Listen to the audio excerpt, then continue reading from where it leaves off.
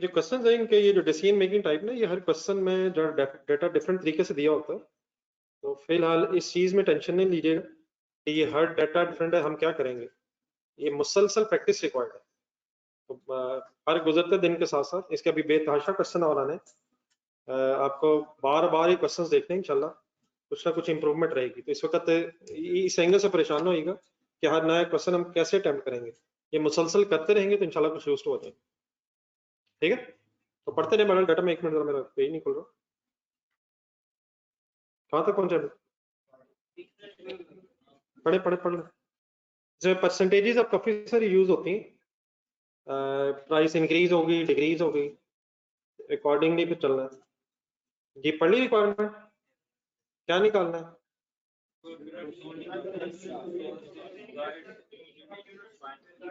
Number of unit sold आपने निकालने हैं ताकि डिजायर्ड डिविडेंड दिया जा सके। डिविडेंड है जेन में रिमेनिंग 10 मंथ्स में। हाँ जी, रिमेनिंग 10 मंथ्स में। वो ऊपर आपने क्वेश्चन अगर पढ़ा होगा तो पॉइंट नंबर 1 का जरा सेकंड बुलेट पढ़ेंगे। 1500 बेच चुका है पहले 2 महीनों में। ये एडिशनल फॉर्मेशन की first line, analysis of the actual results of the first 2 months of the year 2018 shows that due to change in import duty structure वगैरह, ये जो है इसका सेकंड पॉइंट जो है, पहले 2 महीनों में 18 के 2 महीनों में 1500 वॉशिंग मशीन्स बेच चुका है। तो आपने ये बताना रिमेनिंग 10 मंथ्स में कितनी वॉशिंग मशीन्स ही हैं, कितनी वॉशिंग मशीन्स बिकें ताकि डिजायर्ड डिविडेंड दिया जा सके। तो ये शायद इशू नहीं है। अगर आप पूरे साल की वर्किंग कर लेंगे और आपके पास यूनिट्स आ जाए तो उसमें से आप 1500 माइनस करके रिमेनिंग निकाल लेंगे, तो वो असल इशू नहीं है। अदरवाइज जरा रिक्वायरमेंट पूरी पड़ेगा। नंबर ऑफ यूनिट्स आपने निकालने ताकि क्या हो सके ये बता दूंगा। अब डिजायर्ड डिविडेंड वाला पॉइंट जरा समझ लेना जी। डेफिनेटली अगर आप क्वेश्चन ऊपर आए जरा, तो टैक्स इन्वॉल्व है हमारी स्टोरी में। इस तरह की छोटी छोटी चीजें अगर जहन में रखेंगे तो वर्किंग इंशाल्लाह हो जाएगी। अगर टैक्स इन्वॉल्व है तो हमारे फार्मूले में आना क्या है? फार्मूला हमारा बनेगा क्या? चले फार्मूला बनाए, टोटल फिक्स कॉस्ट लेंगे और प्रॉफिट बिफोर टैक्स लेंगे। अगर टैक्स इन्वॉल्व है प्रॉफिट बिफोर टैक्स लेंगे, divide by contribution per unit हो जाएगा। अब यहाँ कोई इंक्रीमेंटल वाली बहस नहीं है, फर्स्ट पैराग्राफ जरा देख लें। ये मतलब कोई एक्स्ट्रा नई प्रोडक्ट का डिसीजन नहीं, वही वॉशिंग मशीन ही है। ठीक है, अब डिविडेंड देना कितना है ये वाली जरा वर्किंग बस मेरे साथ कर लीजिएगा, बाकी इंशाल्लाह इतना इशू नहीं है। डिविडेंड्स कितना देना चाह रहे हैं, ये कौन सा पॉइंट है? पॉइंट नंबर 3 में है, परसेंटेजेस यूज होती हैं, ये वाली जरा सही समझ लेना। डायरेक्टर्स कितना क्या चाह रहे हैं, जरा पॉइंट नंबर 3 में साथ पढ़ लें। Directors of WL wish to pay 5% dividend to its ordinary shareholders. However, according to the agreement with the bank, WL cannot pay dividend exceeding 80% of its profit after tax. ऐसे ही profit after tax का profit after tax के कितने percent से ज्यादा नहीं दे सकते। ठीक है, यहां तक। अब इससे पिछली लाइन मेरे 5% दिया हुआ है, ये 5% डिविडेंड का रेट ज़हन में रख के बताएं, डिविडेंड की अमाउंट कैसे कैलकुलेट होती है? शेयर कैपिटल से पता चल जाता है। अब अगर तरतीब लगाई जाए ज़हन में, तो सेल से ग्रॉस प्रॉफिट आएगा, ग्रॉस प्रॉफिट से आगे जाए प्रॉफिट बिफोर टैक्स आएगा, फिर आफ्टर टैक्स आएगा, और आफ्टर टैक्स में से जाके चेंजेस इन इक्विटी में डिविडेंड लेस होता है। तो सर ये तो ठीक है ना सर, उसने आपको सांस नहीं लेने देना, रिलैक्स नहीं करने देना। कैलकुलेटर पे लिखे 140 कहीं ढूंढना है, फुल कंसंट्रेट जरा।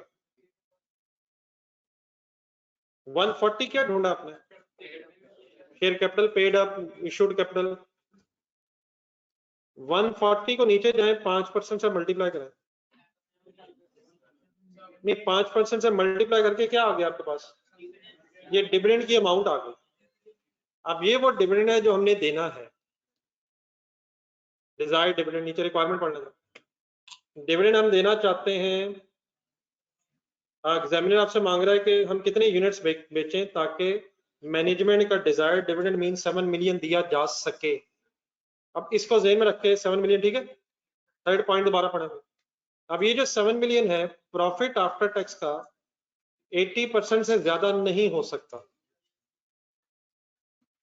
तो ये जो 7 मिलियन है प्रॉफिट आफ्टर टैक्स का 80% से ज्यादा नहीं होना चाहिए। तो ये 7 मिलियन अब 80% बन जाएगा of profit after tax, before tax या आफ्टर टैक्स। 80% क्या चीज किसका बन जाएगी अब?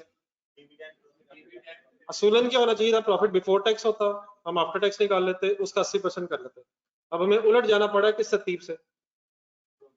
डिविडेंड हमने निकाल लिए, अब ये dividend 80% of profit after tax है या 100% है? अब इस 80% से 100 निकाल सकते हैं? क्या निकलेगा इनिशियली? नहीं, क्या निकलेगा इनिशियली? आफ्टर टैक्स निकल आएगा।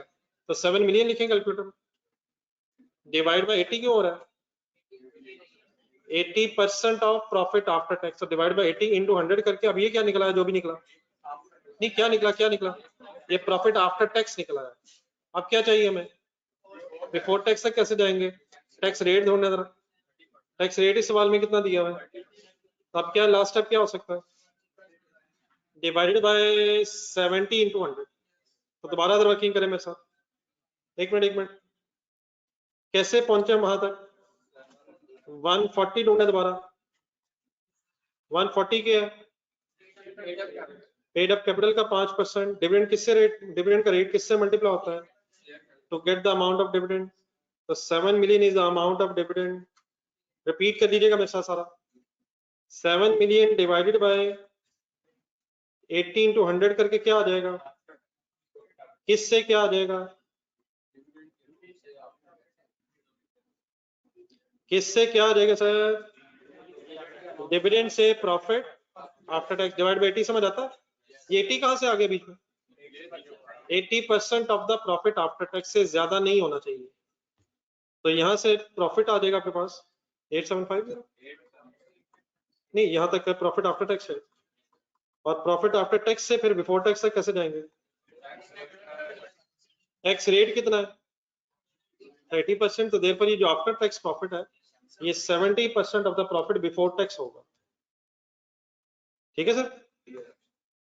तो फाइनली आंसर क्या है? What is 12.5 million? तब क्या करना है हमने?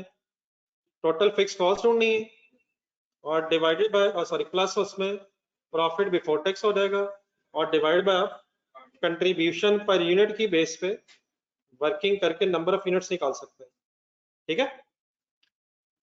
ठीक है सर? तो हर क्वेश्चन में कोई ना कोई नई चीज आनी है, परेशान होने की बजाय उसको मुसलसल समझ के आगे बढ़ने की जरूरत है। आई होप के बात क्लियर हो गई है। तो सोल्यूशन ये नहीं कि हम परेशान हो जाए, सोल्यूशन ये है कि मुसलसल इन्वॉल्व रहें। जी सर, पेज नंबर 119 था यार।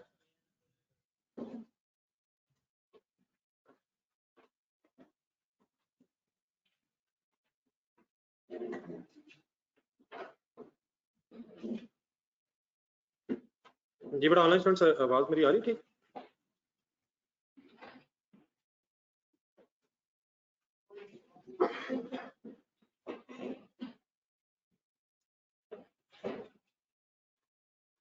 जी वालेकुम अस्सलाम जी एवरीबॉडी।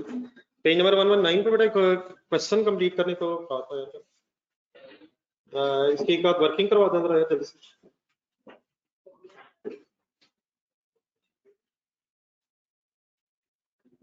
पढ़ा है sir question? Page number 119 Washington. इसका फार्मूला क्या फाइनल हुआ? टोटल फिक्स कॉस्ट जरा लिखवा दें, टोटल फिक्स कॉस्ट इकट्ठी करवा दें। कहाँ कहाँ मिली है total fix cost?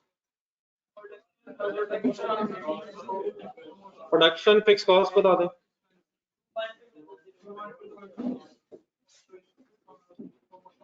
To 1 2 0 given थी यार ये। Operating 4.5 million.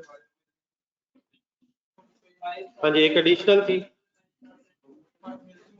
पॉइंट नंबर 1 का last, sorry point number 2, point number 2 additional जो प्रमोशनल कैंपेन।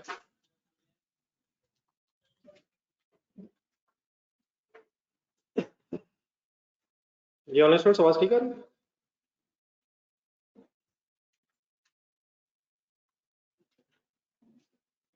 कितनी बनती फिगर? नहीं sorry, additional promotional campaign 5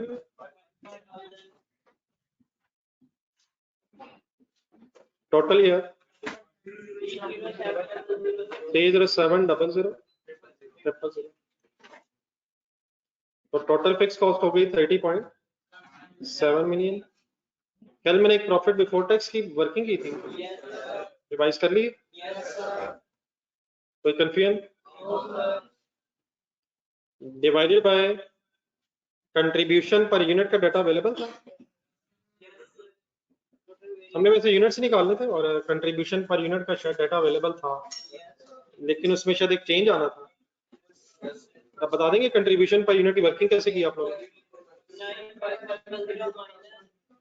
please जब इस तरह से बड़ा फिगर्स पूछूं तो उसका मकसद यही होता है कि जरा मेरे साथ रिवाइज करना जी। सेल पर यूनिट यार 10,000 यार, लेकिन डिसाइड यही हुआ था 1 जनवरी से ही कि जेन चेंज हो जानी प्राइस 9500 ताकि सेल बढ़ाई जा सके।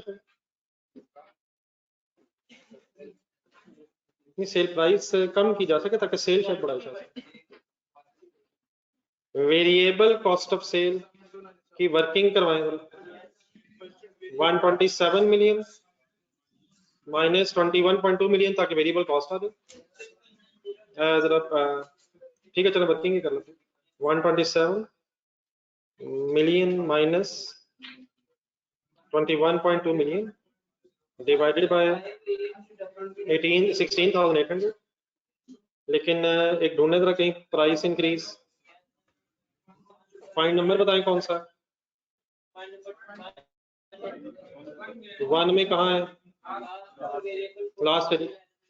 To increase in price raw material prices, variable cost of sale, दोनों ही वेरिएबल कॉस्ट ऑफ सेल।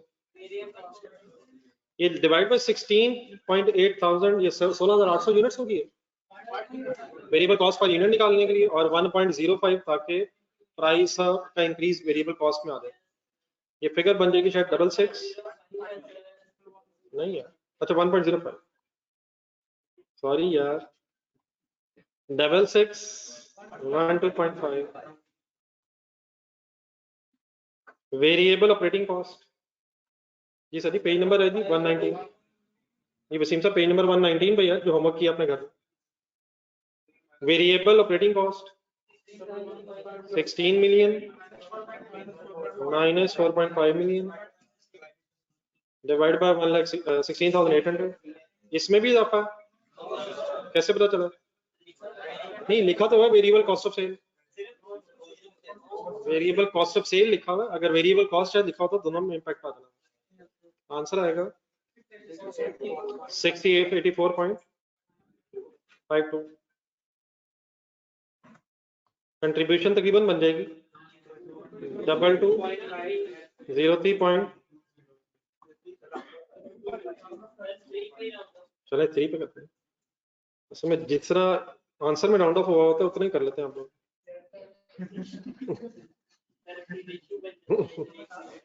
एक आध यूनिट का कमी बेशी हो जाती है, वो फिर दिल करता है किताब का आंसर काट के अपना बना दिए।